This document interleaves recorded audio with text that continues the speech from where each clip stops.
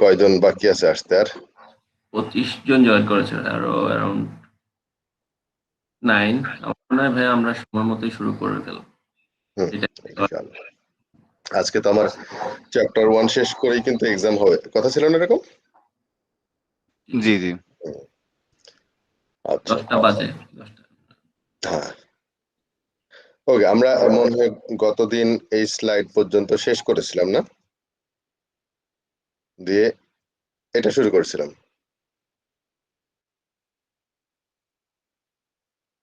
এটা কি ঠিক আছে? জি জি। ওকে। জি। আর একটা ব্যাচ চলছে তো আমার একটু একটু প্যাচ লেগে যাচ্ছে যে কোন কোন স্লাইড পর্যন্ত কোন ব্যাচে পড়ছে। ওকে, আমি বলছিলাম যে একজন সফটওয়্যার টেস্টারের জন্য কমিউনিকেশন স্কিলটা আসলে মাস্ট, বিকল্প নয়। কারণ হচ্ছে আমাদের জবের নেচার হচ্ছে অন্যজনের কাজের ভুল ত্রুটি সংশোধন করা। সংশোধনের উদ্দেশ্যে আসলে আমরা অন্যজনের ভুল ত্রুটিগুলো দেখিয়ে দিই। আমাদের কাজই হচ্ছে আসলে দেখিয়ে দেওয়া, আমাদের কাজ না সংশোধন করে দেওয়া। আমরা উপদেশ দিতে পারি, আর উপদেশ যারা দেয় তাদেরকে মানুষ পছন্দ করে না। যদি লং রানে আপনাকে পছন্দ করবে, এটাই স্বাভাবিক। দেখবেন যে শিক্ষকরা খুব কঠোর প্রকৃতির, ছোটবেলা থেকে আমরা ভয় পেতাম, তাদেরকে আমাদের বেশি মনে মনে হয় তারাই হচ্ছে আমাদের মেন্টর বেসিক্যালি। আর যে সমস্ত টিচাররা ফাঁকি দিত, একটু আরামসে ঘুরে বেড়ানোর সুযোগ দিত, তাদেরকে আমরা ফাঁকিবাজ হিসাবেই চিহ্নিত করি, যদিও কিছু বলি না এখন আপাতত। তো প্রথম যে পয়েন্টটা ছিল, to bad news to the developers, bring the bad news. সাধারণত সফটওয়্যার টেস্টারদের ধরা হয় কি বলে, ব্যাড নিউজ বা ডেভিলস অ্যাডভোকেট বলে। এই টার্মটা কি শুনছেন? Devil's advocate. Good name. তো এটা কি পরিমাণ মেন্টাল নেগেটিভ একটা স্ট্যাটাসে গেলে এই ধরনের নাম উচ্চারণ করে, তাই না? তো এই এইটা হচ্ছে আমাদের সব থেকে বড় ক্রাইসিস, যে আমরা গতদিন বলছিলাম যে একজন ডাক্তারকে পছন্দ করে, অথচ সে ডাক্তার কিন্তু কেটে ছিঁড়ে শরীরটাকে একদম যাচ্ছে তাই করে ফেলে, তারপরেও তাকে পছন্দ করে। হ্যাঁ, অ্যাটলিস্ট খারাপ মনে করে না। কিন্তু আমাদের কেন করবে? তার মানে হচ্ছে আমাদের কোথায় যেন একটা সমস্যা আছে, কমিউনিকেশনে, আমাদের কনফিডেন্সে, আমাদের অ্যাটিটিউডে, এগুলাতে সমস্যার কারণে আসলে এই প্রবলেমটা হয়েছে। তো ব্যাড নিউজ দেওয়ার যে প্রক্রিয়াটা আমি এখানেই শেষ করেছিলাম মনে হয়। আমরা প্রশ্ন করছিলাম যে ব্যাড নিউজ আসলে কিভাবে দিতে হয়। Is there any standard formats যে ব্যাড নিউজ দেওয়া?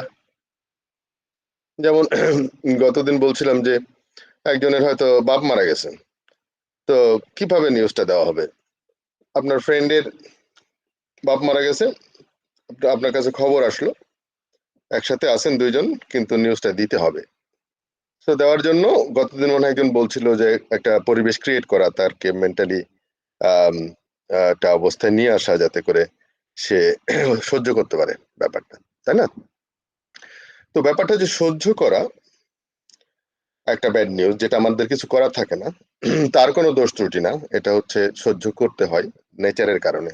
ন্যাচারাল কোনো ডিজাস্টার বা ন্যাচারাল কোনো কিছু হলে আমাদের হচ্ছে সহ্যের ব্যাপার থাকে। কিন্তু যদি আমার কাজ হয়, এটা দুই ধরনের নিউজ, কিন্তু একটা হচ্ছে আমার কিছু করার ছিল না, ব্যাড নিউজ আসছে আমার, আর এটা হচ্ছে আমার কাজের ভুল ত্রুটি, হচ্ছে অন্য ধরনের ব্যাড নিউজ। কিন্তু এটা, এই ব্যাড নিউজটা হচ্ছে বিষয়টা হচ্ছে আমার অপারগতা, আমার দুর্বলতা, আমার আম, অযোগ্যতা, অনেক কিছুই মিন করতে পারে এই এই এই এই ব্যাড নিউজটার।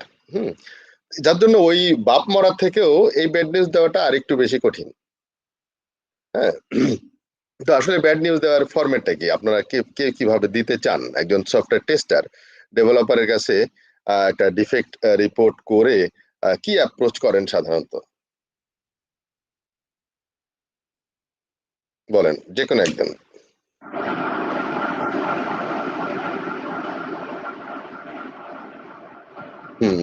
হামিদ খান ভাই বলেন। আব্দুল হামিদ। হ্যাঁ, আব্দুল হামিদ খান, না হামিদ খান লেখা আছে, আব্দুল হামিদ, ওকে। আচ্ছা ভাই, আমি যেটা ফলো করি যে হাতে একটা মডিউল টেস্ট করলাম, টেস্ট করার পরে বলি যে এটা ঠিক আছে, বাট একটা এরর পেয়েছি আমি, এটা ফিক্স করলে আমাদের পুরো মডিউলটা রোবাস্ট হয়ে যায় বা একটু ইমপ্রুভমেন্ট হয়। এটা আমাদের হুম, কাস্টমার কাছে বা একটু ইমপ্রুভমেন্ট হয় যখন আমরা কাস্টমার কাছে ডেমো দেখাতে যাবো, তখন এটা আমাদের আর ধরা পড়বে না। আমরা আগে থেকেই ধরা পড়ে গেল, কাস্টমার কাছে গিয়ে হুম, ওইটা আমাদের ফেস করতে হলো না। সো এটা যত আর্লি পসিবল আমরা ফিক্স করে ফেলি এবং আমরা রিটেস্ট করে জিনিসটা রেডি করে ফেলি, যাতে আমরা ডেমো দেখানোর আগে আমাদের সাইট থেকে কত তাড়াতাড়ি সব রেডি হয়ে যায়। এইভাবে আমি মানে মোটামুটি আর ভেরি কি। Good, very good. খুবই সুন্দর ফরম্যাট। তো এই ফরম্যাটের একটা স্ট্যান্ডার্ড নেম আছে, জানেন আপনারা? মানে ফরম্যাটটার একটা, এটাকে বলে triple K, K K and K. First K for kiss, second K for kick, and third K for kiss. So এটা হচ্ছে একটা ক্যাপসুলের মতো। সাধারণত আমরা ছোটবেলায় আমি মনে করতাম যে ক্যাপসুল হচ্ছে তেতো না লাগার জন্য, আর ট্যাবলেট হচ্ছে তেতো লাগে খেলে। ক্যাপসুল খাওয়াটা একটু ভাল লাগে। তো তেতো জিনিসটা মাঝখানে রাখতে হয়, তেতোটা হচ্ছে কিক, হ্যাঁ। আর সামনের কে হচ্ছে কিস, মানে আপনি প্রথমে চুমু দিলেন, তারপরে একটা লাথি দিলেন, তারপর আবার চুমু দিলেন, মানে পালিশ করা হয়ে গেল। হ্যাঁ, তো এটাকে কে কে কে বলে, ট্রিপল কে, ব্যাড নিউজ দেওয়ার প্রক্রিয়াটা। হ্যাঁ, আপনি খুব রাইটলি ধরেছেন। আপনাকে একটু সাথে যদি আর একটু অ্যাড করেন, আর একটু ভালো ভালো কথা মাঝে মাঝে আবার চেঞ্জ করা লাগবে, কারণ হচ্ছে এটাতে রেগুলার বেসিসের আমাদের কাজ। তো ফরম্যাটটা, ভালো ফরম্যাট হচ্ছে আপনি যেটা বলেছেন এটাই। তবে ভাষাগত দিক থেকে আরো একটু উন্নত কিছু করা যায় কিনা, বা আরো আরো অ্যালাইন করা যায় কিনা ওই কোনো স্পেসিফিক মানুষের জন্য, ডেভেলপারের জন্য। বলতে পারেন যে আমার তো বহুদিনের এক্সপেরিয়েন্স, তোমার মতো বা আপনার মতো এরকম আহ, এত স্কিলফুল প্রোগ্রামার আমি খুব কম দেখেছি, রেয়ার। তারপর আমাদের তো মানুষ, আমাদের ভুল হয়। তো ভুলটা খুব সিলি, এটা যে সলভ হলে ট্রিমেন্ডাস একটা কাজ হয়ে যাবে, যে আলহামদুলিল্লাহ যে আগে ধরতে পারছি আমরা। হ্যাঁ, তো এক্স্যাক্টলি ওটা ঠিকই বলেছেন। আচ্ছা, তো সেকেন্ড পয়েন্ট আমরা আসি, to overview frustration state of mind. আমরা বিপদ, আচ্ছা আমরা বিপদের ডেফিনেশন জানি? বিপদ কাকে বলে, সমস্যা কাকে বলে বলেন তো প্রথমে? প্রবলেম বা সমস্যা কাকে বলে?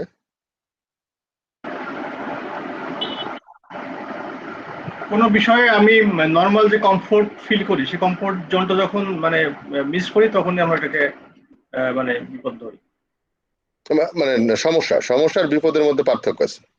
ও, এটা তো সমস্যা, হ্যাঁ, বিপদটা একটু অন্যরকম হ্যাঁ, হয়। সমস্যা হচ্ছে আসলে এই মুহূর্তে আমার কাছে সমাধান নাই, সেটাই আমার কাছে সমস্যা, আদারওয়াইজ ইস্যু হয়ে যেত। ধরেন আমার কাছে এখন 10 লাখ টাকা দরকার, আমার কাছে নাই, তাহলে এটা আমার জন্য সমস্যা।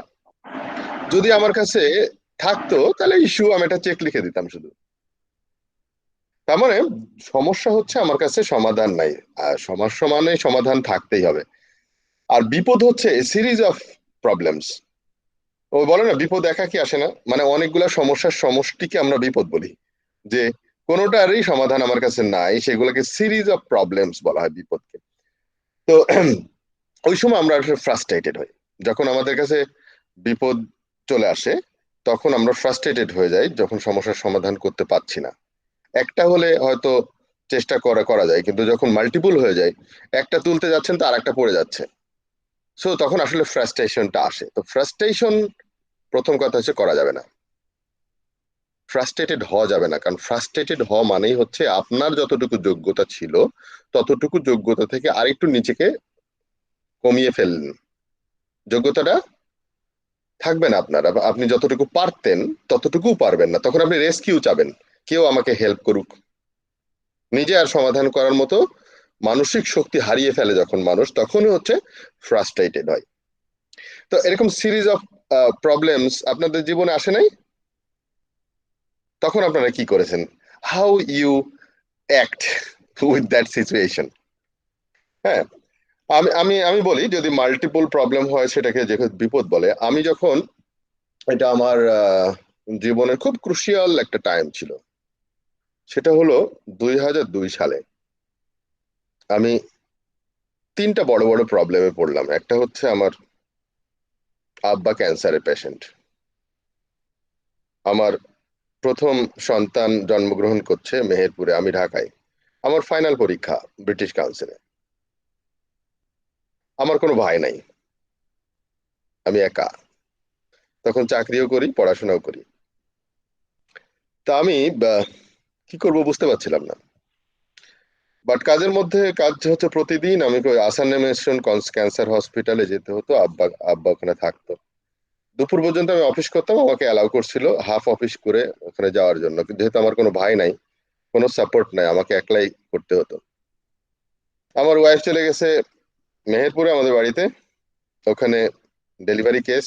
আমার আব্বা হচ্ছে হসপিটালে, আর আমার ফাইনাল পরীক্ষা ব্রিটিশ কাউন্সিলে, কম্পিউটার সায়েন্সের। আমি খুব একটু পাজল হয়ে গেছিলাম। পরে চিন্তা করলাম যে আচ্ছা, আমি যদি এখন নিজেকে কাউন্সেলিং করছি, আমি আমি যদি এখন নিজেই ভেঙে পড়ি, তাহলে আমাকে কে হেল্প করবে? কেউ নাই তো হেল্প করার। সো আমি প্রতিদিনের মতোই হসপিটালে গেলাম। শেষের দিনে ঘটনাটা বলছি আপনাদের।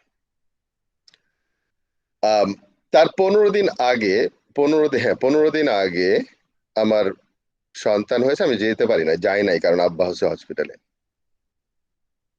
আর পরীক্ষা আমার তারপরের সপ্তাহে, ফাইনাল পরীক্ষা। তা আমি শেষ দিন, যেদিন আব্বা মারা যায় আর কি, সেদিন আমি হসপিটালে উঠলাম মিরপুর 14 নম্বরে। জোহরের নামাজ পড়ছি, নিচে উপরে উঠলাম। তো ওখানে একটা হল রুমে 12 জন পেশেন্ট ছিল। তো ঢোকার সাথে সাথেই ডাক্তার আমাকে থামিয়ে দিলেন ওখানে দরজার মুখেই। বাট আমি মানে ঢুকে পড়ছি, ঢোকার পরে দরজার মুখে, তার মানে আব্বা আমাকে দেখতে পাচ্ছে এরকম একটা জায়গায়। তো ডাক্তার আমাকে বলল যে উম নিয়ে যান, আর সম্ভব না। এই একটা স্যালাইন চলছে, ওই স্যালাইনটা সে খুলে ফেললে 10 মিনিটে মারা যাবে। আর স্যালাইনটা যদি চলে তাহলে 24 ঘন্টা বাঁচতে পারে। তো আমি, কেউ নাই, আমার মা হচ্ছে ওখানে নামাজ পড়ছে আব্বার পাশে, আর আব্বা শুয়ে আছে বেডে। তা আমার কাছে মনে হলো যে কি করব আমি ওখান থেকে। কত হবে, একটা হল রুমের সাইজ ধরেন 20-30 গজ এরকম হবে। তো ওই 20-30 গজ আমি হাঁটছি। তা আমার মনে হচ্ছে যে হাঁটা যেন শেষ হচ্ছে না, ঘন্টার পর ঘন্টা আমি হেঁটে যাচ্ছি, কিন্তু পৌঁছাচ্ছে না, আমি পৌঁছাতে পারছি না। মানে আমার অনুভূতিটা ছিল এরকম যে প্রতিটা সেকেন্ড আমি যেন টের পাচ্ছি, কাউন্ট করতে পারছি আমি। তো অনেকক্ষণ পরে পৌঁছালাম যখন, তা আমি নিজেকে তো আগে সামলে নিয়েছি যে মানুষের জীবনে বিপদ আসবে, আর বিপদের সময় আমাদের ধৈর্য ধারণ করতে হবে। তো খুব মজার ব্যাপার হলো যে আমার আব্বার সাথে আমার যে কথোপকথন, সেটা ইম্পর্টেন্ট। আমি গিয়ে যখন দাঁড়ালাম, তখন আব্বা জিজ্ঞেস করলো, কি খারাপ খবর না?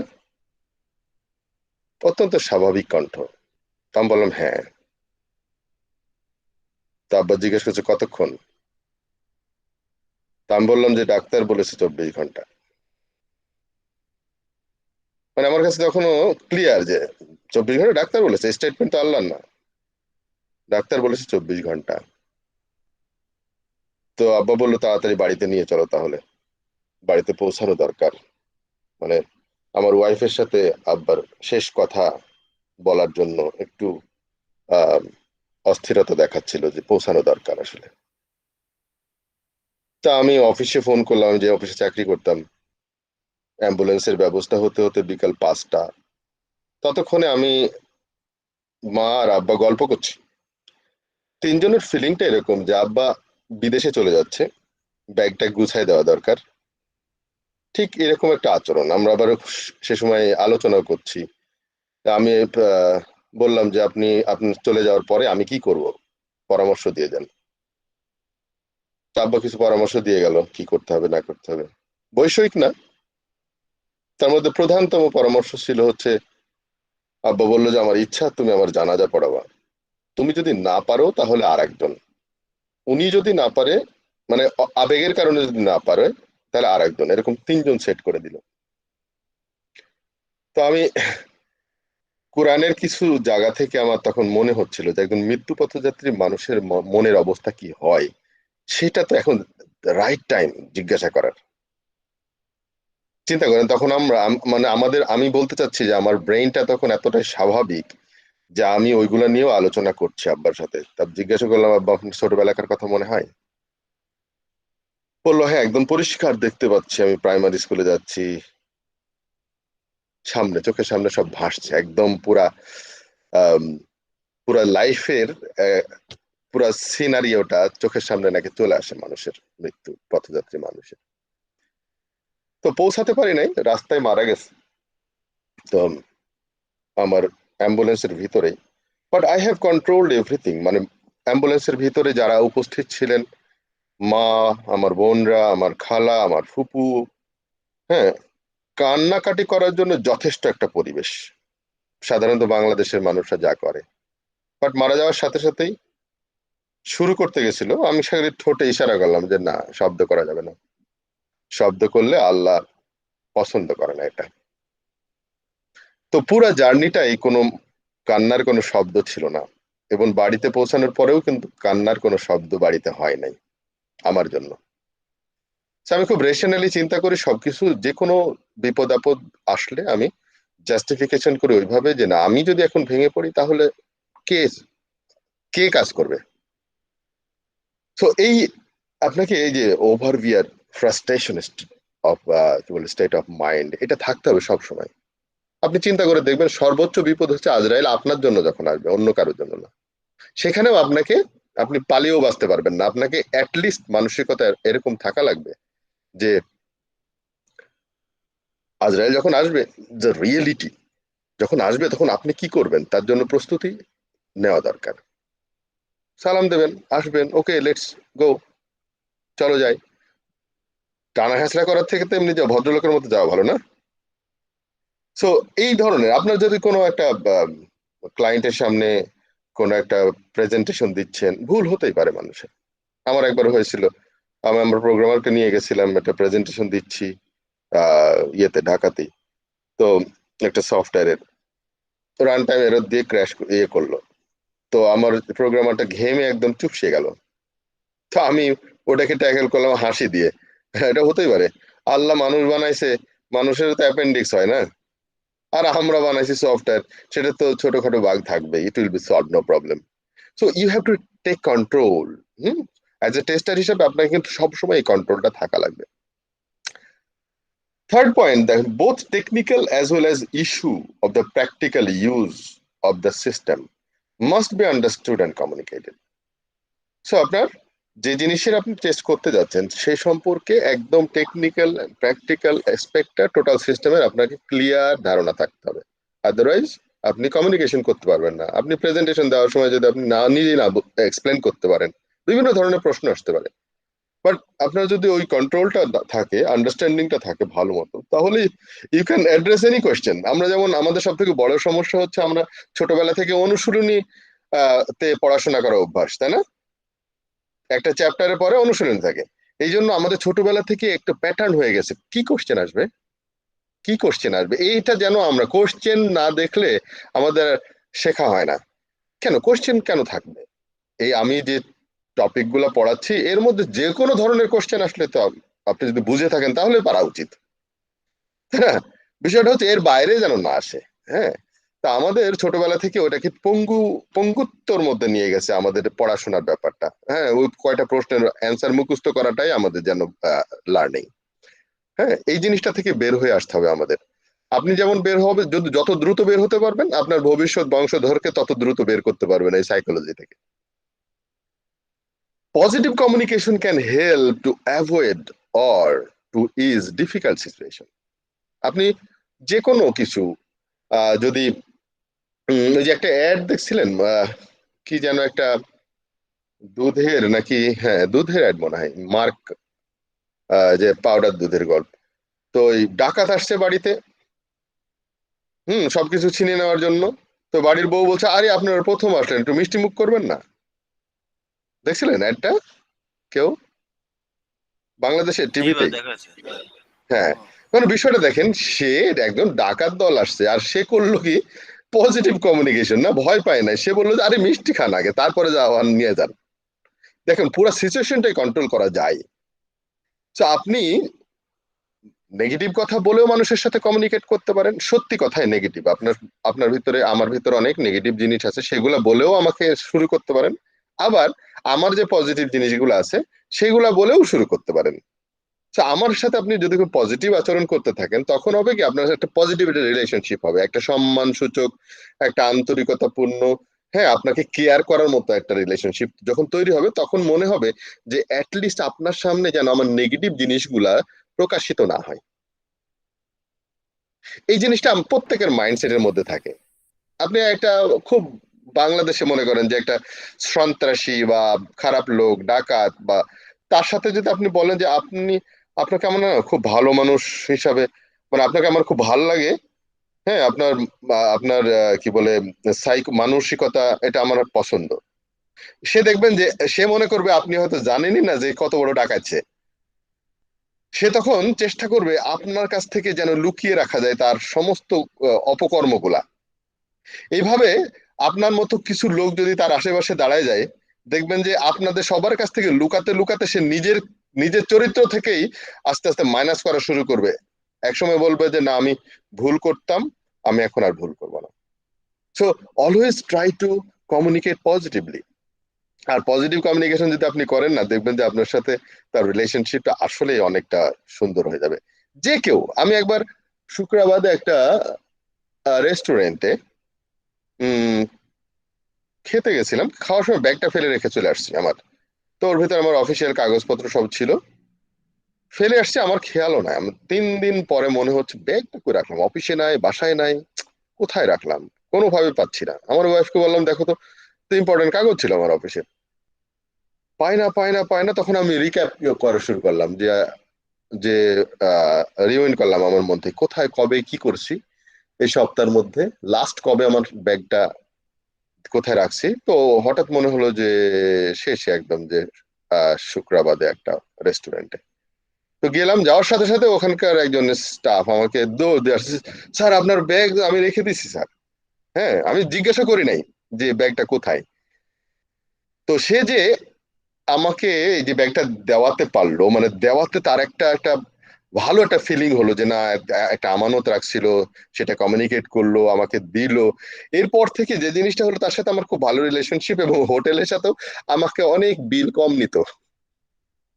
হ্যাঁ বিশেষ করে ওই পানির বিল তো নেবেই না।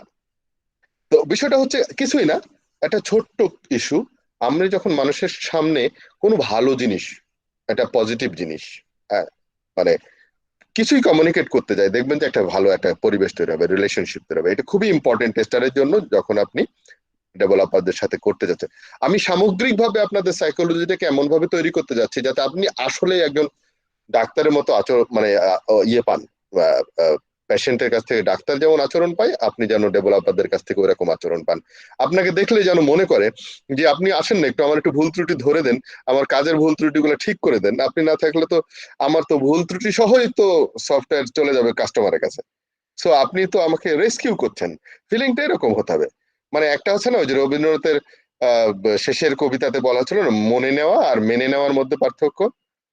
আপনি ডেভেলপারকে আপনাকে মেনে নেয় নাকি মনে নেয়? যদি মনে নেয় তাহলে আপনাকে ডেকে ডেকে তার ভুল ত্রুটি সংশোধন করার জন্য আপনাকে আহ্বান করবে, ইনভাইট করবে যে আপনি আমার ভুল ত্রুটিগুলো ঠিক করে দেন। হুম। To quickly establish the working relationship with the developers, most important. আপনি একজন নতুন আসছে বা আপনি নতুন আসছেন, আপনি যান সবার সাথে পরিচয় হন। অনেকে মনে করে যে আমাকে পরিচয় করে দেবে কেউ, হ্যাঁ আমি লোকজন আমাকে আসবে আমাকে সালাম দেবে। আমাদের সিনিয়রদের মধ্যে সব থেকে বড় যে যে জটিলতা, আমরা চাই যে ছোটরা আমাদেরকে সালাম দেয়। হুজুররা ওরকম চায় না, আরে আমাকে সালাম দিল না, তো বিয়াদব লোক। আরে আমি সালাম দিচ্ছি কিনা তাই দেখতে হবে তো। আমি হই মালিক আর যাই হই না, ম্যানেজার হই না কেন, আমি কি আমার জুনিয়রদের সালাম দিই কিনা? সালাম মানে তো দোয়া করা আসলে। তো আমি কমিউনিকেট করতে যাব না, সে আমার সাথে কথা না বললে আমি যাব না। আর এই এই ব্যারিয়ারটা কেন থাকবে আপনার কাছে? আপনি যখন তার সাথে এগিয়ে যাবেন, দেখবেন যে ওরও আপনার ইয়ে হয়ে যাবে, কি বলে, আপনার কাছ থেকে যেটা জড়তা দূর হয়ে যাবে। সেই ওয়ার্কিং এনভায়রনমেন্টটা তৈরি করার জন্য অবশ্য ছেলেদের থেকে মেয়েরা একটু এগিয়ে থাকে, তাই না? নিটোল, যে কোনো একটা মেয়ে আসলে দেখবে যে খুব দ্রুত তার ফ্রেন্ডশিপ হয়ে যায় একটা মেয়ের সাথে, কত কথা, তাই না? হ্যাঁ, ড্রেস নিয়ে কথা, ওই রান্না নিয়ে কথা, কত কথা, মানে কমিউনিকেশনটা খুবই দ্রুত হয়ে যায়। কিন্তু ছেলেদের মধ্যে যেটা হয়, একটা পার্সোনালিটি, একটা ভাবস, আমি মানে কথাবার্তা, নতুন কেউ আসলে না এরকম কেন হবে, যে ফ্রেন্ডলি করে নেন না। যদি আমি বলছি কমন কথা, বিজিআইটি তে নিশ্চয় এরকম না। বিজিআইটি আমি জানি যে খুব ফ্রেন্ডলি এনভায়রনমেন্ট, সিনিয়রদের সবাইকে ভাই বলে ডাকা হয়। হ্যাঁ, এটা এটা হচ্ছে একটা ভালো একটা দিক, যে রিলেশনশিপ বিল্ড আপের জন্য। Personal factors influencing error occurrence, যে কোনো পার্সোনাল ফ্যাক্টরই আমাদের এরর তৈরি করে, আর এরর থেকেই ডিফেক্ট হয়, আর ডিফেক্ট থেকে ফেলিওর হয়। তো পার্সোনাল ফ্যাক্টরস যেগুলো আছে সেগুলো একটু অ্যাড্রেস করার চেষ্টা করেন।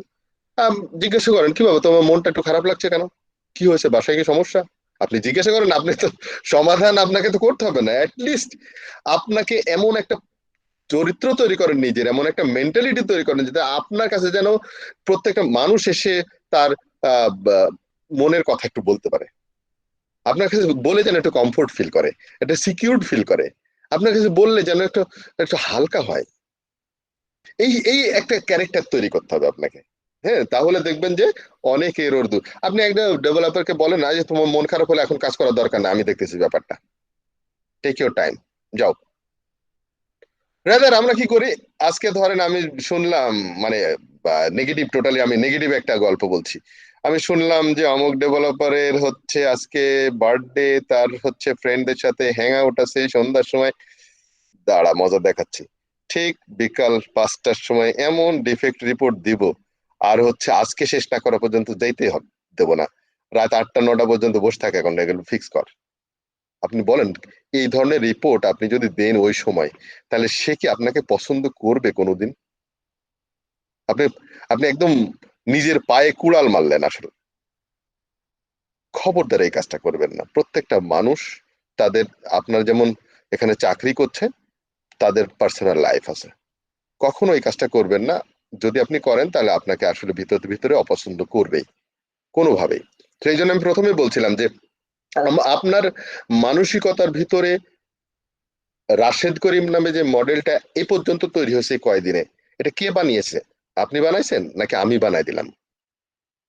মানে হচ্ছে, I am creating my model, my own model into your mind. তার মানে আপনি আমাকে কিভাবে, কোন ডাইমেনশন থেকে দেখতে পান, দেখছেন, আমার ক্যারেক্টারিস্টিক্স, আমার কথাবার্তা, আমার আচরণ, আমার বিশ্বাসযোগ্যতা, এইগুলো আসলে আমি বানাই দিচ্ছি আপনার মনের ভিতরে। সো এরকম প্রত্যেকটা মানুষই অন্য মানুষের ভিতরে, তার মেন্টাল মডেলের ভিতরে, আপনি তার মেন্টাল মডেলের ভিতরে আপনার মডেলটা তৈরি হয়। সো আপনি আসলে কেমন, সেটা হচ্ছে আপনাকে নির্ধারণ করতে হবে। কেউ কিছু বলবেন? আচ্ছা, এক্সপিরিয়েন্স এই হেল্পস জায়গায় আইডেন্টিফাই, বলেন। না, আমি বললাম যে যেটা কি টেস্টাররা এরকম করে যে প্রোগ্রাম ব্লকার ইস্যু বা ক্রিটিক্যাল ইস্যু পাইলেও একদম যাওয়ার মুহূর্তে, এরকমটা নর্মালিও হতে পারে। ব্লক পাইছি, এখন ইস্যুটা সলভ না করে বের হওয়া যাবে না। সেটা হচ্ছে ব্লকার নর্মালি হতে পারে, কিন্তু আপনি যখন শুনলেন যে তার আজকে এটা বার্থডে, আরেকটা জিনিসও হতে পারে। জি, এটা তো অবশ্যই এটা এটা খারাপ চিন্তা। কিন্তু এটা এরকম হতে পারে যে অনেক সময় ডেভেলপার সারাদিন বা ওরা ডেভেলপ করে একদম যাওয়ার মুহূর্তে দিয়ে চলে গেল যে এখন টেস্ট করে রাখি।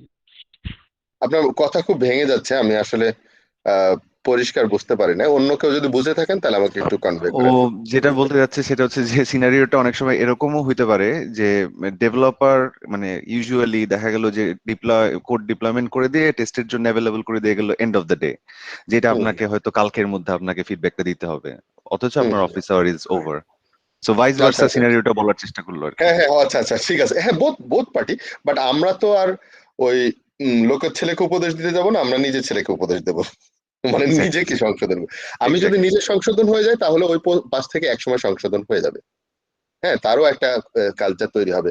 এবং দেখেন, আমি যেভাবে আলোচনা করছি, আপনারাও যদি অফিসের মধ্যে আলোচনাগুলো করেন, দেখেন অনেকে এডুকেট হয়ে যাবে। হুম।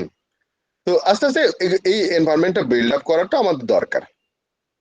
লাস্ট পয়েন্ট আমরা দেখি যে এক্সপেরিয়েন্স হেল্প আইডেন্টিফাইং হোয়ার এরর মাইট অকার অ্যাকুমুলেট। এই জায়গাটা হচ্ছে আসলে এক্সপেরিয়েন্স টেস্টারদের একটা। আমি আমি আমি এক্সাম্পল দেবো হচ্ছে একজন শিক্ষক অনেকদিন ধরে পড়ায়, দেখবেন যে স্টুডেন্টরা যত রিভিশন দেখ না কেন তার খাতা, টিচারের কাছে পড়লে দেখবেন যে কলম দাঁড়ায় গেছে এক জায়গায়, মানে সেই জায়গায় থেমে গেছে কলম যেখানে ভুল আছে। So this is call experience. এই এক্সপেরিয়েন্সের চোখ আর আপনার আপনার ওই যে কি বলে ইনএক্সপেরিয়েন্সের চোখ একরকম না। অনেক কিছু দেখতে পাই এক্সপেরিয়েন্সের চোখ, এই জন্য এক্সপেরিয়েন্সের মূল্য অনেক বেশি। এনিওয়ে,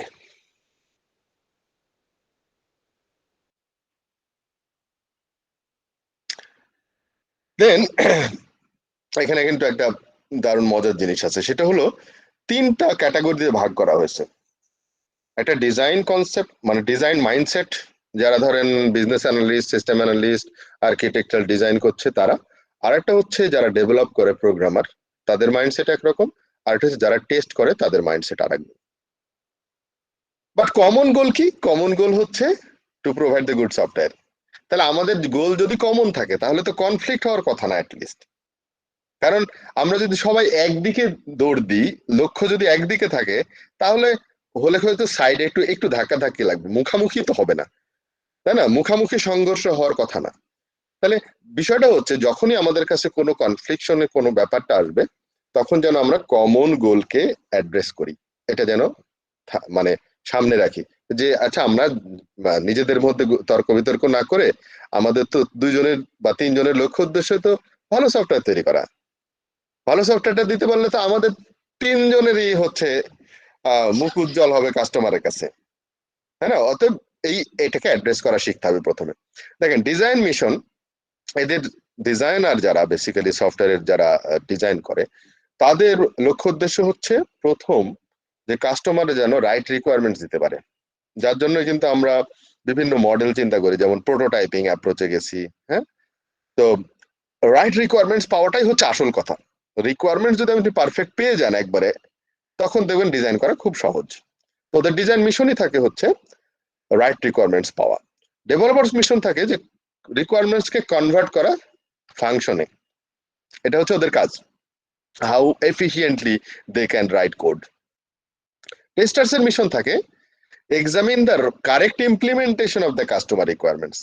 তার মানে কাস্টমারের যে রিকোয়ারমেন্টস আছে সেটার কারেক্ট ইমপ্লিমেন্টেশন হয়েছে কিনা, সেটা থাকে টেস্টারের মিশন। এই 3টা মিশন যদি একজনকে দেওয়া হয়, মনে করেন যে আপনি একজন ব্যক্তি যে সফটওয়্যার ডিজাইন করেছেন, কোড করেছেন, টেস্ট করছেন, এই দায়িত্ব যদি আপনাকে দেওয়া হয়, আগে কিন্তু এটাই হতো, এখন নয়তো আস্তে আস্তে টেস্টার্স বের হয়েছে। হ্যাঁ, আগে তো কোম্পানিগুলোতে টেস্টার নামে আসলে কিছু ছিল না, নিজেরাই টেস্ট করে দিয়ে দিত। কিন্তু একজনকে যদি 3টা রোল প্লে করতে বলে তাহলে আসলে ভেরি টাফ। টাফ কেন? কারণ 3 জনের মাইন্ডসেট আলাদা। যখন আমি ডিজাইন করছি, ডিজাইন মাইন্ডসেট থেকে একরকম থাকে, বিজনেস ডোমেন বোঝা, হ্যাঁ আর্কিটেকচারটা বোঝা, কিভাবে করতে হবে ওই জিনিসে, ওই সময় লাইনস অফ কোড, হ্যাঁ কমপ্লেক্সিটি অফ দ্য কোড, এইগুলা নিয়ে মাথা ঘামানোর কোনো সুযোগও নাই। যখন আপনি একজন ডেভেলপ করছেন, কোনো একটা কোড করছেন, তখন ওই ডিজাইনার কনসেপ্টটা কেমন সেটা জিনিসটা মাথায় আসে না, ইভেন টেস্টের কথাটাও মাথায় আসে না। সো তার মানে প্রত্যেকটা কাজের একটা মেন্টাল মডেল আছে। আমি এক্সাম্পল দেবো হচ্ছে ওই যে অভিনয় করার সময় প্রত্যেকটা ক্যারেক্টার যে রোল প্লে করে, সেই ক্যারেক্টারটা ওন করা শিখতে হয়, না হলে একটা ন্যাচারাল অভিনয় হয় না। আমরা যত অভিনেতা দেখি ন্যাচারালি মনে হয় যে সে ওই ক্যারেক্টারই। হ্যাঁ, বাট প্রবলেম হচ্ছে সেম লোক যদি মাল্টিপল রোল প্লে করে একই মুভিতে বা একই নাটকে, যেমন ওই যে মোশাররফ করিমের যমজ, তাই না, একসাথে 3 রোল প্লে করেছে, ইটস ভেরি টাফ। কারণ কি, সে হরদম সুইচ করতে হয় মাইন্ডসেট। যখন আমি বাপের অভিনয় করছি তখন আমি রিয়েলি আমি বাপ, এটা যেন ফিল করতে পারি। আমি আমার সামনে যদি 2 জন আছে, সেটা হচ্ছে আমার ছেলে। হ্যাঁ আপন ছেলে এরকম ভাবে ফিলিং মধ্যে নিয়ে আসতে হয় আসলে রিয়েলি অভিনয় করতে গেলে। আমি যখন ছেলে তখন আমাকে বাপের সাথে কেমন আচরণ করতে হয় সেরকমই করতে হয়। যেমন ধরেন একটা নায়ক এক সময় হচ্ছে কি বলে নায়ক, কিন্তু আর একটা রোল প্লে করছে, সে হচ্ছে রাস্তার পাগল একটা ধুলি মলিন। তো এই দুইজনের মাইন্ডসেট কিন্তু টোটাল আলাদা না। একসময় সে খুব পার্সোনালিটি সম্পন্ন একজন মানুষ, হিরো, আবার এই ব্যক্তিটা অভিনয় করছে একদম মনে করেন ছেঁড়া জামা কাপড় পরে একটা। আপনি ওই আমির খানের কথাই চিন্তা করে দেখেন, পিকের যে অভিনয় করার সময় উলঙ্গ হতে বাধ্য হয়েছে, তাই না? তার মানে কতটা ওন করা যে একটা এলিয়নের ব্যাপার তো জামা কাপড় কি, তাই না? তো ওন করার যে ব্যাপারটা তখন থাকে। তো সমস্যাটা হচ্ছে সব থেকে বেশি ক্রুশিয়াল হয় যখন একজন অভিনেতা দুইটা রোল প্লে করছে এবং মুখামুখি নিজের সাথে নিজে অভিনয় করতে হচ্ছে, বারবার সুইচ করছে, খুব দ্রুত সুইচ করতে হয়। আমি যখন এই রোল প্লে করছি পাগলের রোল, তখন আমি পাগলের মতো আচরণ করতে হবে আমাকে, সাথে সাথে আবার নায়কের রোল যখন প্লে করছি মানে তার সাথে মুখামুখি, তখন এটা ভেরি টাফ। তো ঠিক সেম আমাদের এই যে ডিফারেন্ট মিশন থিঙ্কিং অ্যাবিলিটি, এগুলো সুইচ করা খুব কঠিন। দেখবেন যে একজন প্রোগ্রামারকে যদি বলেন যে কাস্টমারের সাথে কমিউনিকেট করতে, তারা বোরিং ফিল করে। কাস্টমার কি বলবো, এরা এরা মানে আসলে বোঝে না, এটা গাধা টাইপের লোকজন কাস্টমাররা। হ্যাঁ, মানে এদের থিঙ্কিং হচ্ছে অ্যালগোরিদমিক থিঙ্কিং। তারা জানে অ্যালগোরিদম, লজিক, এগুলা হচ্ছে প্রমিনেন্ট, হ্যাঁ, ম্যাথমেটিক্স টাইপের। একজন টেস্টার কিভাবে চিন্তা করবে, তার চিন্তার সাথে ওর চিন্তা মিলে না।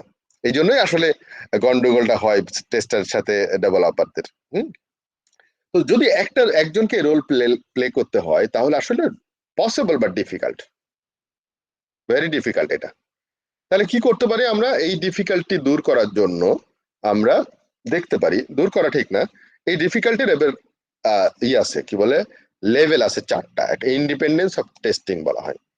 হ্যাঁ, আমরা দেখি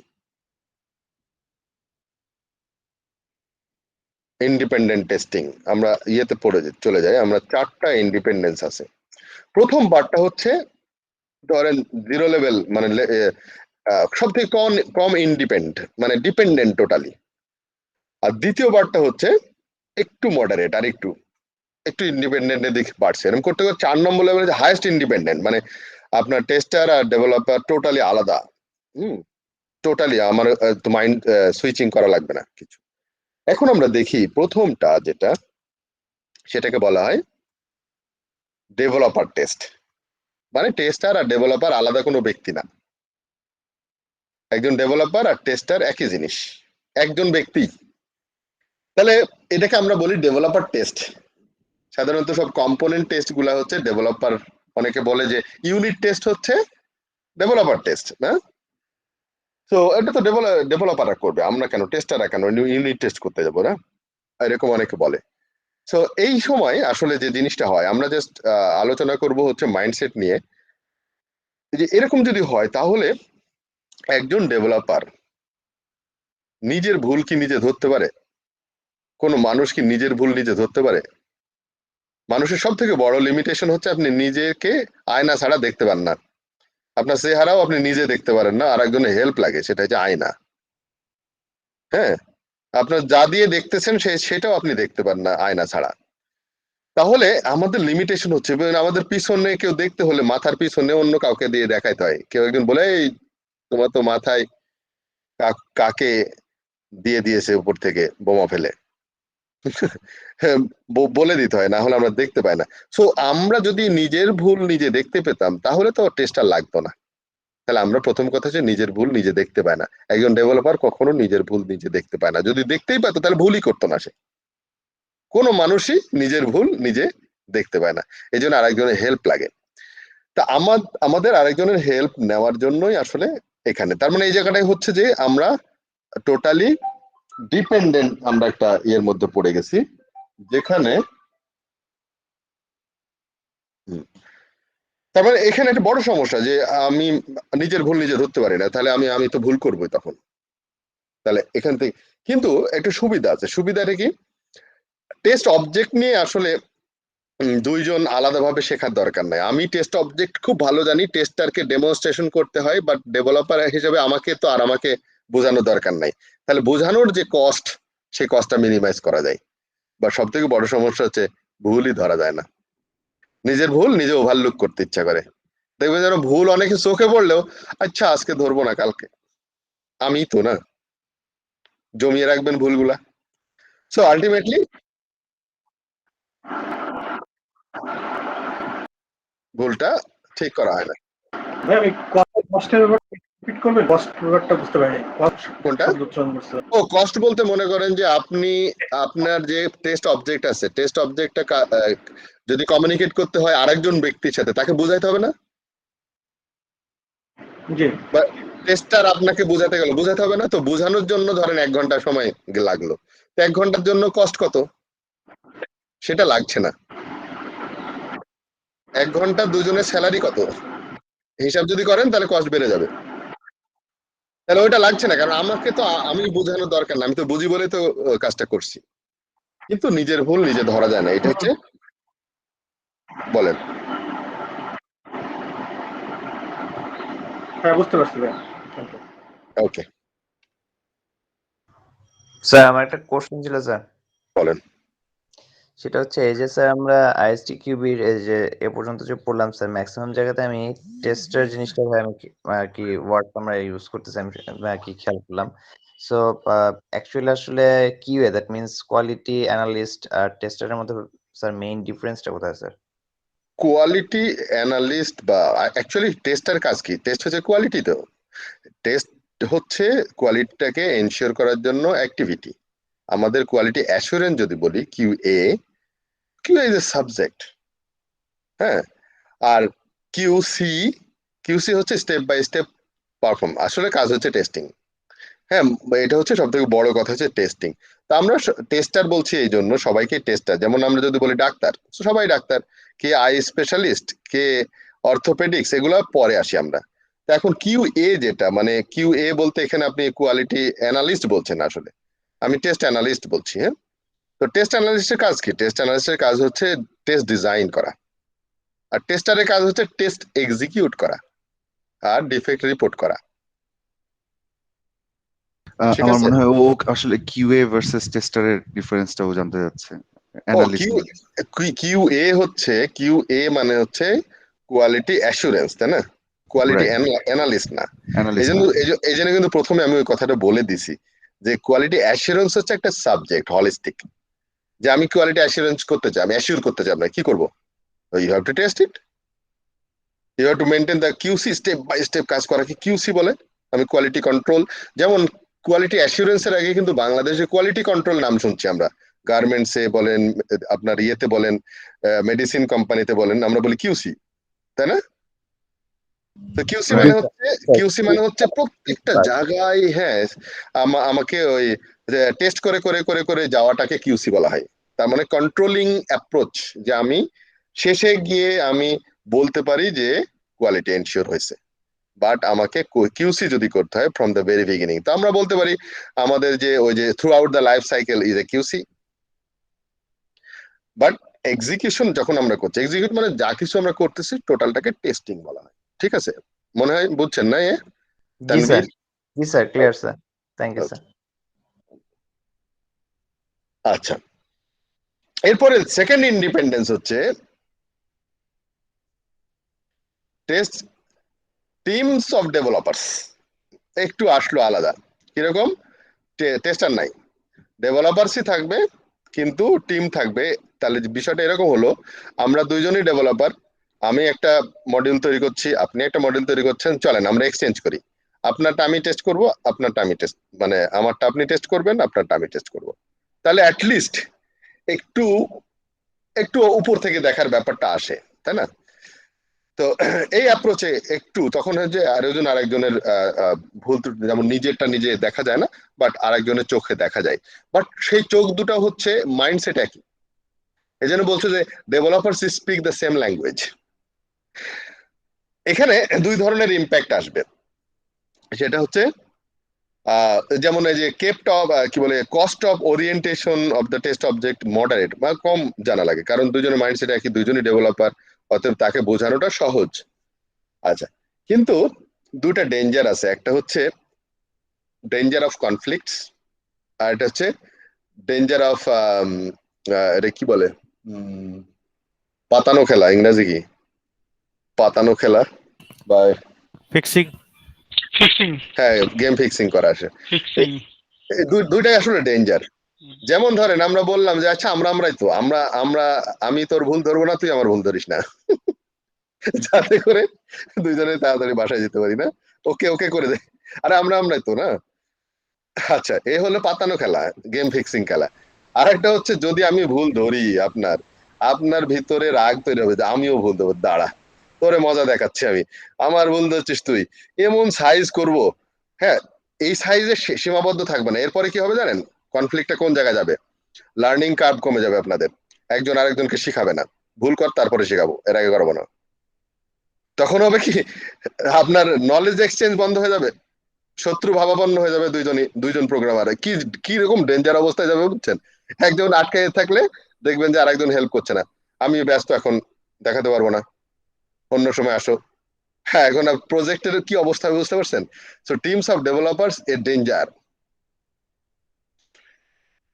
আচ্ছা প্লাস হচ্ছে mingling development and testing activity, একজন ডেভেলপার আর টেস্টার, একবার সে ডেভেলপার হচ্ছে আর একবার সে টেস্টার হচ্ছে আর একজনের জন্য, সে মাইন্ডসেট আবার সে সুইচিং করা লাগতেছে, এটাই হলো mingling development and testing activities. হ্যাঁ মিশে যাচ্ছে, ফ্রিকোয়েন্টলি সুইচিং করতে হয় এখানে, তো এটা ডিফিকাল্ট মাইন্ডসেটটা, তার মানে এক্সেলেন্ট কাজ পাওয়া সম্ভব না এদেরকে দিয়ে। দেন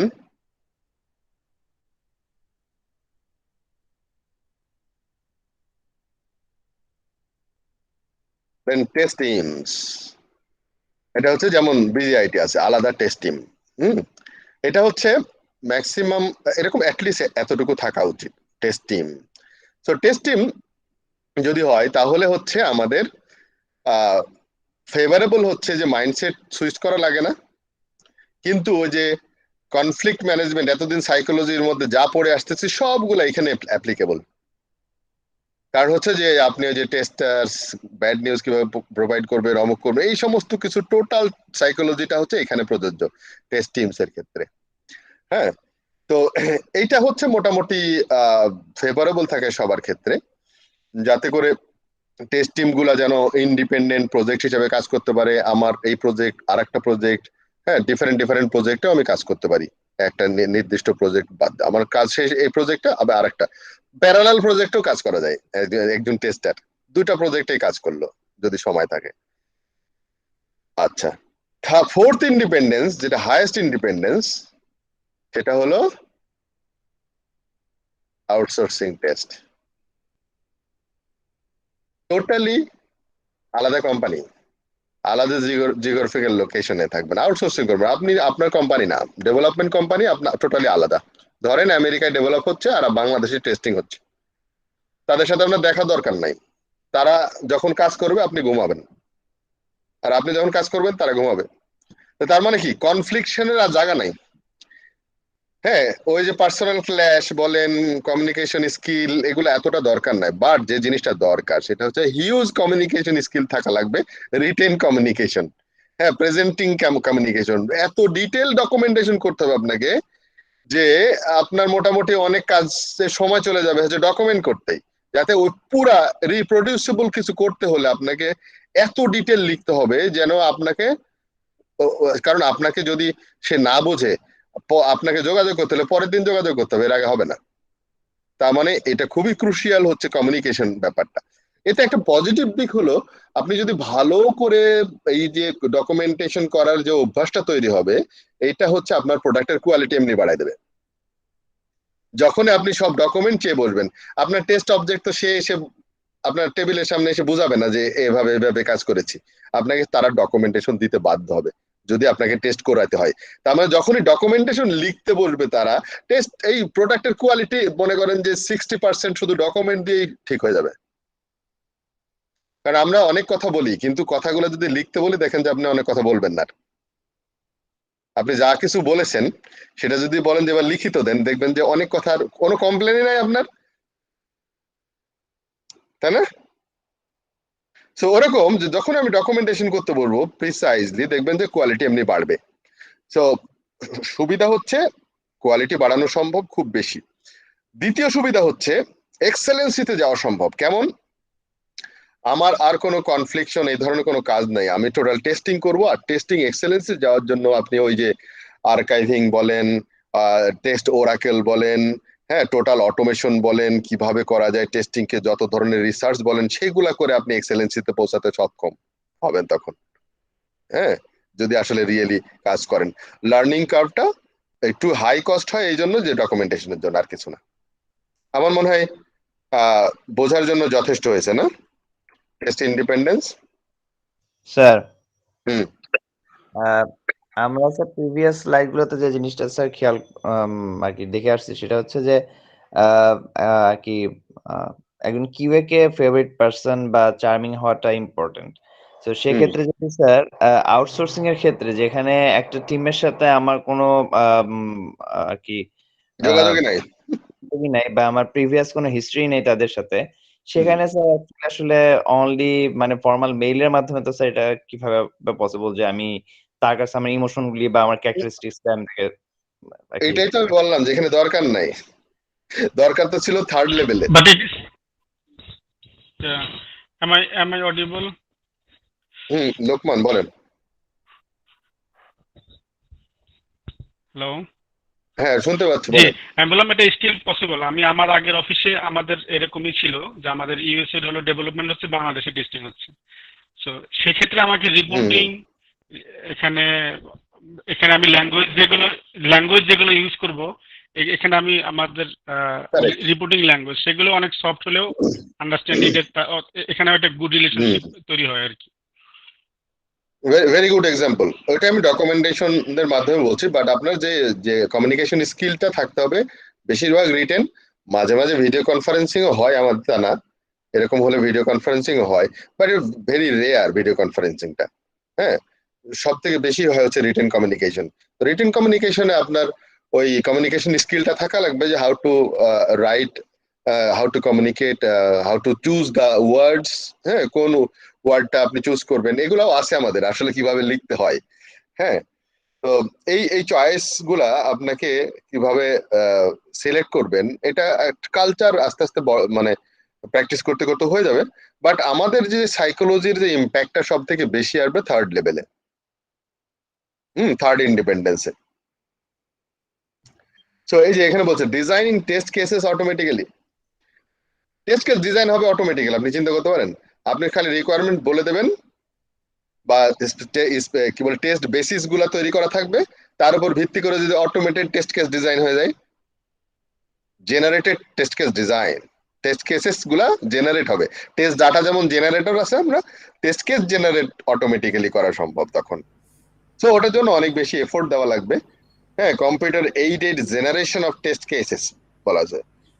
for example, based on the formal specification document. যেমন আমি যদি বলি একটা ইউআই এমন ভাবে ডিজাইন করা আছে, আমি ইউআই দেখে ইনপুট ভ্যালিডেশন গুলা কি কি করা উচিত সেগুলা করে ফেলা সম্ভব টেস্ট কেস গুলা।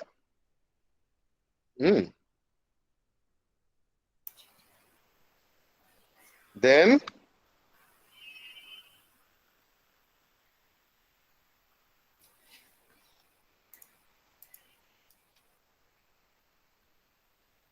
ডিফিকাল্টিস গুলা কি আছে? Unable to understand each other. Developers should have basic knowledge of testing.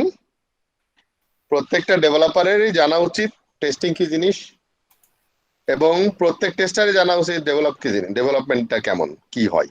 না হলে মনে হয়, না হলে, আচ্ছা বলেন তো, দুনিয়াতে সব থেকে কঠিন কাজ কার?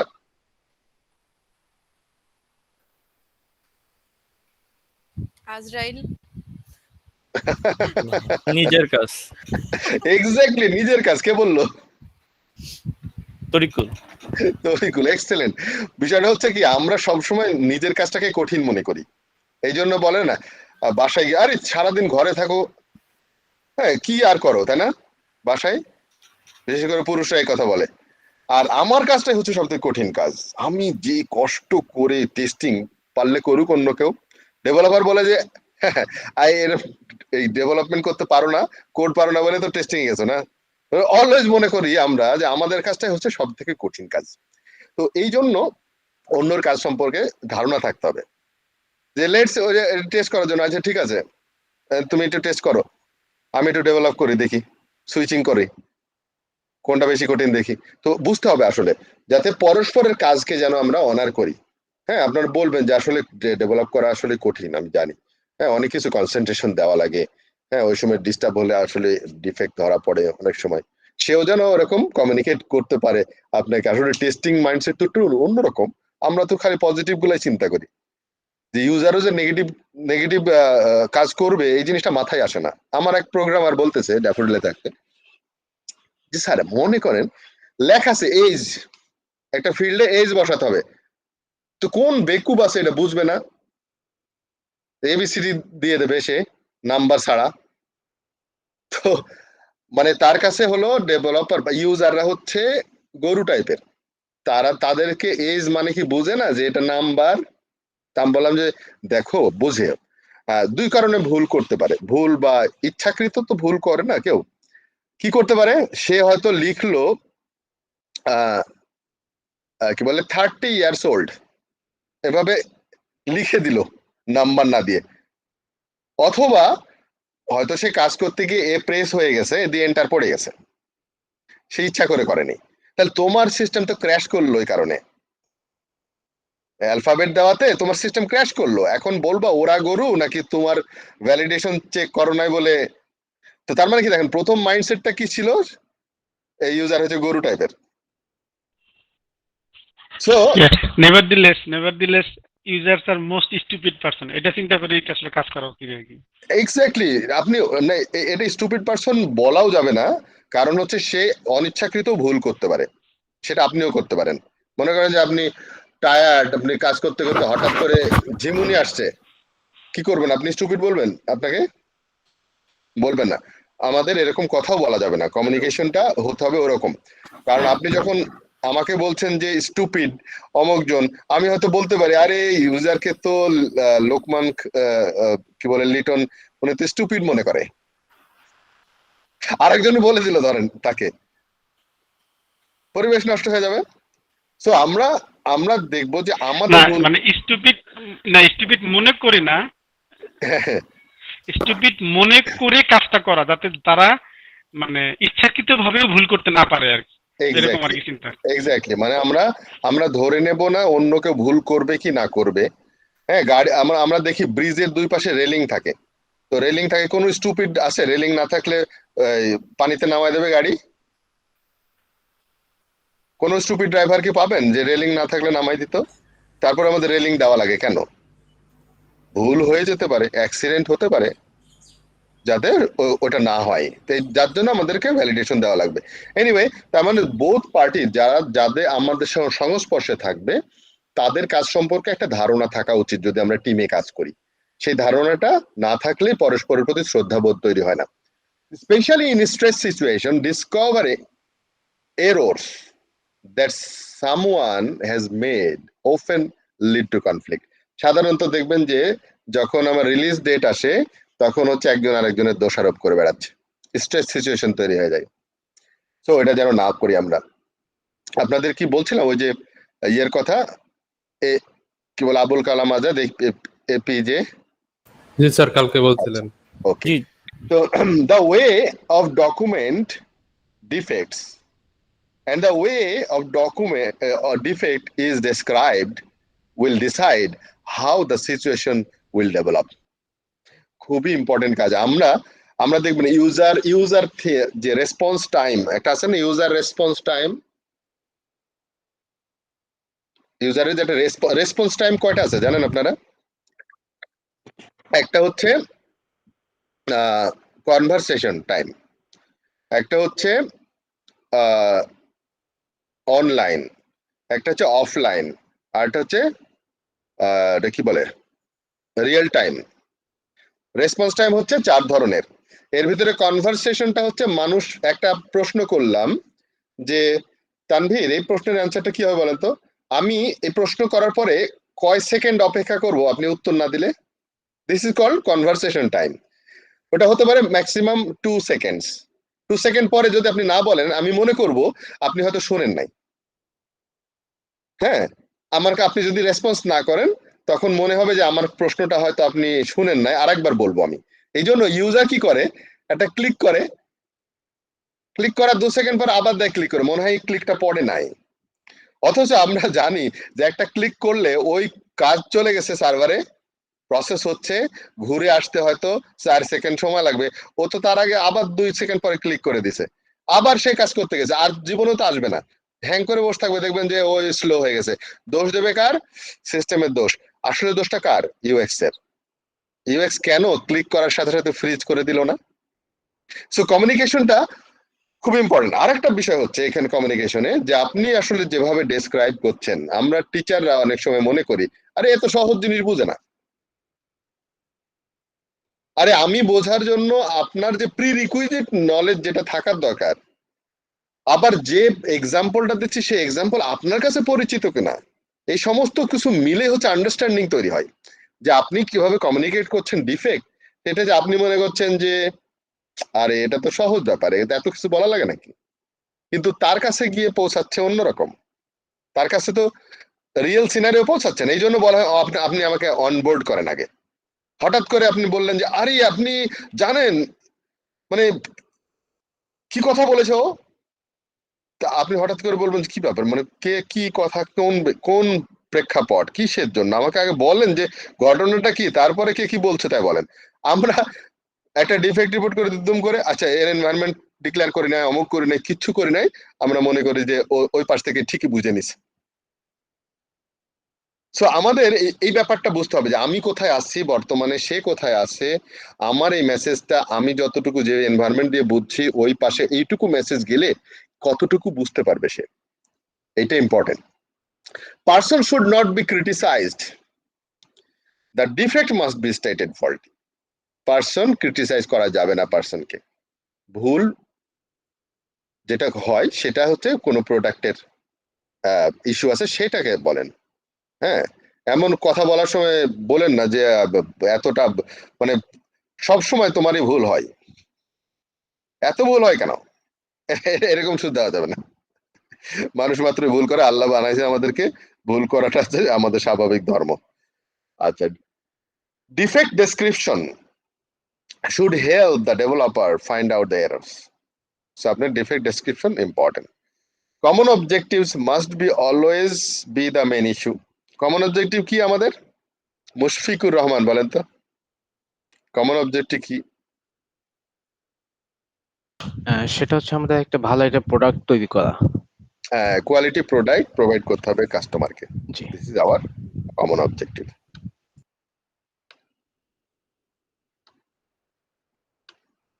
ডিফিকাল্টিস টু কি বলছে এখানে? Communication between tester and developers missing, insufficient or insufficient কমিউনিকেশনটা। This can take impossible to work together. Tester seen as only messenger of bad news. আপনি only messenger of bad news মানে বলেন, এর থেকে বড় গালি আর কি আছে জীবনে? ইমপ্রুভমেন্ট কি করে হবে? Try to see yourself in others persons role. আপনি ওই পাশ থেকে আপনি যে কথাটা বললেন, ওই পাশে যে শুনছে, ওই জায়গায় আপনি বসান তো, কেমন লাগে আপনার কথাটা শুনতে,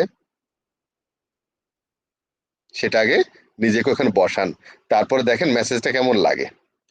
এটার জন্য প্র্যাকটিস করার জন্য আপনি কাউকে কিছু বললে এটা রেকর্ড করবেন, রেকর্ড করে পরে শুনবেন যে আপনি কি বলছিলেন। Did the message come through, did the answer reach me. মানে আপনি অস্থির হয়ে গেছেন যে আপনি, আমি মানে বিশেষ করে সাধারণত নেটওয়ার্কে যখন ডিস্টার্ব হয় বাসাতে, এটাকে ঠিক রাখা কঠিন। হয়তো আমি বলছি বলছি শুনতে পাচ্ছে না, আরে কি হয়েছে কথা বলছো না, মানে একটা জিনিস বলতেছে না কেন, হ্যাঁ আরে তার কাছে তো পৌঁছাতে হবে গিয়ে, হয়তো পৌঁছাচ্ছে 3 সেকেন্ড পরে, আর আপনি 2 সেকেন্ড পরে তো ওই যে কনভারসেশন রেসপন্স টাইম যে অস্থির হয়ে যায় মানুষ, 2 সেকেন্ড পরে আবার ক্লিক। সো আপনাকে আগে বুঝতে হবে যে একটু থামেন, হ্যাঁ একটু কথা বলেন, আসতে বলেন, স্লো পেসে যান, একটু অপেক্ষা করেন। যেমন আমাদের ওই যে আমি কার্টেসি জ্ঞানের কথা বলছিলাম, যে আপনি যদি ভালো কার্টেসি শিখতে চান তো সূরা নূর পড়েন।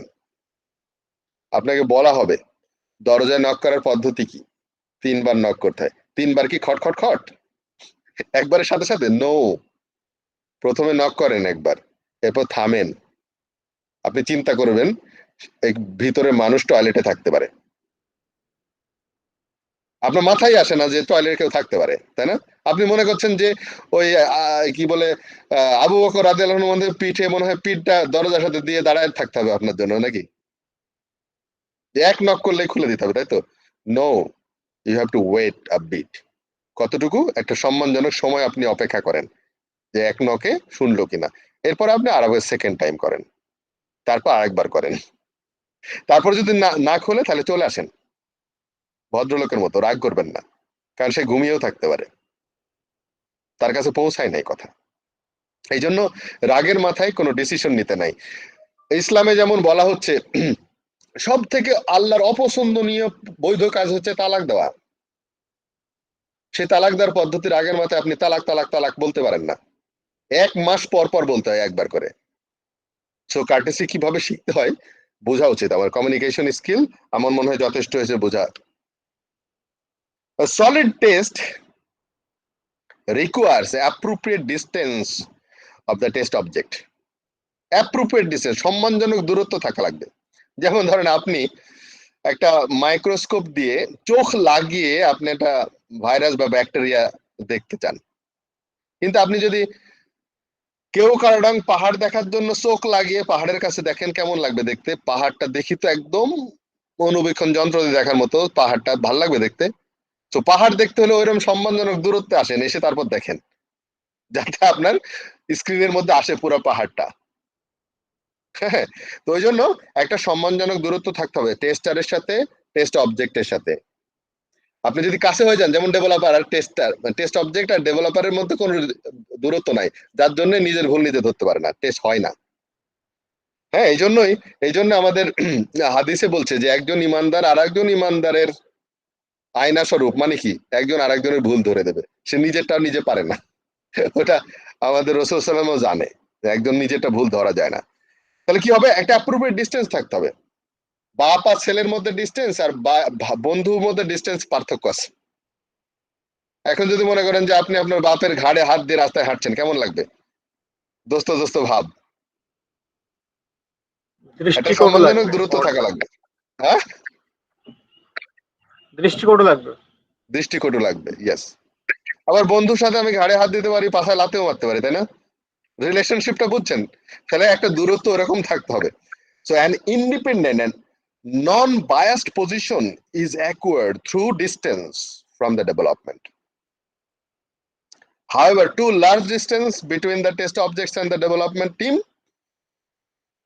will lead to more effort and time for testing. যদি বেশি দূর চলে যায়, যেমন ফোর্থ ইন্ডিপেন্ডেন্সে দেখলাম, তাহলে অনেক এফোর্ট দেওয়া লাগবে, আপনার টাইম বেশি লাগবে ডকুমেন্টেশন করার জন্য, অমুক করার জন্য। তো বেস্ট হচ্ছে একটা মডারেট মধ্যপন্থা অবলম্বন যদি করতে চান, থার্ড ইন্ডিপেন্ডেন্সের চেয়ে ভালো। তাহলে টেস্ট অবজেক্ট আর আপনার একটা সম্মানজনক দূরত্ব থাকে।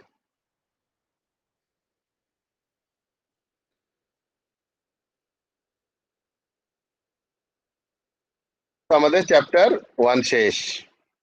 Do you have any question?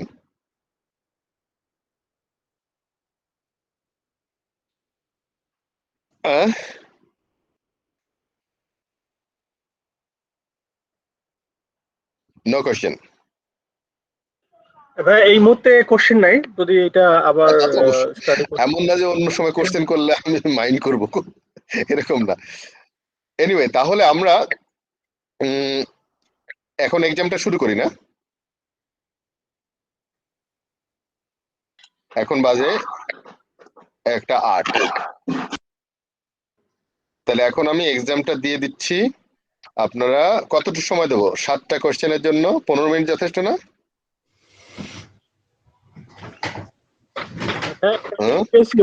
এক্সামের কোশ্চেন আমি কোথায়? কুইজ, মানে একটা এক্সামের লিংক পেয়েছি, কুইজ চ্যাপ্টার 1। হ্যাঁ হ্যাঁ, ওটা দিয়ে দিছি আমি অলরেডি, হ্যাঁ হ্যাঁ, ওটা দিয়ে দিচ্ছি আমি। গুগল ওইটাই ক্লাসরুমে তো। দিয়েছি। আমি কত সময় দেবো আপনাদের, মানে কতক্ষণ পরে আবার ব্যাক করবেন? স্যার ফার্স্টের দিন তো স্যার 20 মিনিট দেন স্যার। আচ্ছা, 20 মিনিট পরীক্ষা দেবেন, আর হচ্ছে 10 মিনিট হচ্ছে আমাদের ব্রেক, ওই যে নর্মালি যে ব্রেকটা থাকে। আচ্ছা আচ্ছা স্যার, জি। তাহলে আপনাদের চাটা যা খাওয়ার দরকার এর ভিতরে খেয়ে আসেন, আমি এর ভিতরে নামাজও পড়ে নিই তাহলে। স্যার তাহলে আমরা আমরা ব্রেক 15 মিনিট দিয়ে 35 মিনিট দেন। 35 মিনিট। জি জি। আচ্ছা এখন বাজে হলো, আমি টাইম সেট করি তাহলে এখন পরীক্ষার জন্য হচ্ছে 20 মিনিট নিব, 20 মিনিটের বেশি নিব না পরীক্ষার জন্য, বাট ব্রেকটা আচ্ছা ওকে, তাহলে হচ্ছে এখন বাজে 1:10, আমরা আসবো হচ্ছে 11:40 1:45-এ। ওকে ওকে স্যার, থ্যাংক ইউ। ওকে এটা হচ্ছে যে এক্সামটা কিভাবে কন্ডাক্ট করতে, কারণ হচ্ছে যে আমার স্যার ওই ল্যাপটপের যে হার্ড ডিস্কটা স্যার ক্র্যাশ করছে, so I have to join with my mobile.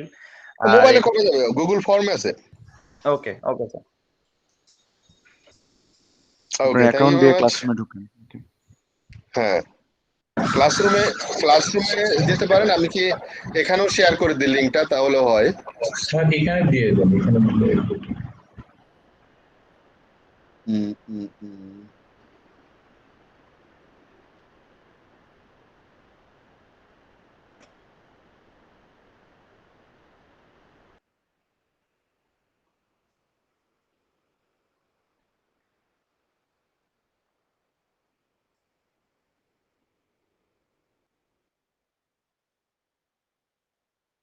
চলে গেছে লিংক।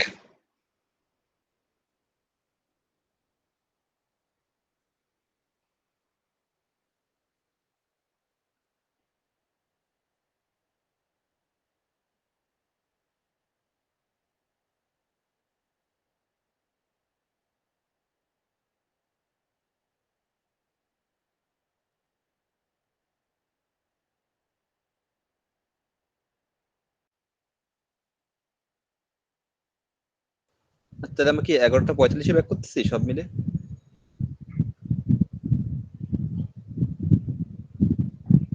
হ্যাঁ 11:45-এ তো। ওকে ওকে ভাই, থ্যাংক ইউ। ওকে।